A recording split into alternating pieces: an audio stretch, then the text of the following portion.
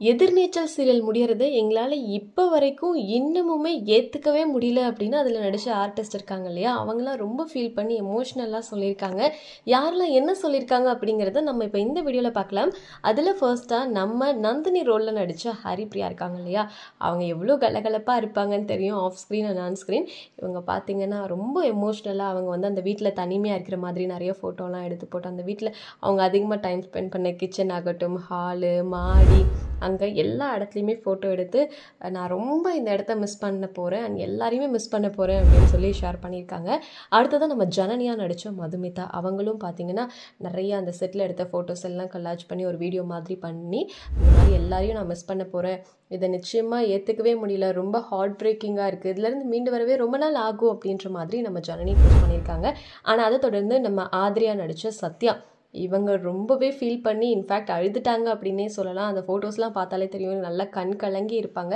இவங்களும் அதே மாதிரி தான் சொன்னாங்க, ஏற்றுக்கவே முடியல இந்த முடிவை, ஏன் சடனாக இப்படி எடுத்தாங்கன்னு தெரில, பட் எதுவாக இருந்தாலும் அக்செப்ட் பண்ணி மூவ் ஆன் பண்ணி தான் ஆகணும் அப்படின்ற மாதிரி ஆதிரை அவங்க டேரக்டர் கூட ஆகட்டும் அண்ட் ரைட்டர் கூட அப்படின்னு சொல்லிட்டு எல்லாருக்கூடையும் ஃபோட்டோ எடுத்து அதை ரொம்ப ஷேர் பண்ணி அழுகிற மாதிரி போட்டிருந்தாங்க.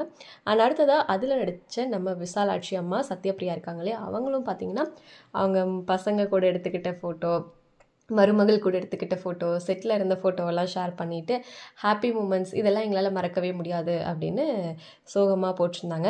இதை தொடர்ந்து நம்ம ஞானம் ரோலில் பண்ண கமலேஷ் இருக்காரு தெரியுமா, அவரும் வந்துட்டு எல்லாரும் இருக்கிற ஃபோட்டோ போட்டு அழுகிற மாதிரியான ஸ்மைலி போட்டு எங்களால் மறக்கவே முடியாது, லாஸ்ட் டே ஷூட் எதிர்நீச்சலில், ஸோ ரொம்ப கஷ்டமாக இருக்குது அப்படின்னு இந்த ஃபோட்டோ எல்லாம் போட்டிருக்காரு. அண்ட் குட்டி தாராவோட அம்மா வந்து எங்களுக்கு பிரியாணிலாம் வந்து செஞ்சு கொடுத்தாங்க அப்படின்ற மாதிரி விஷயத்தையும் ஷேர் பண்ணியிருந்தார்.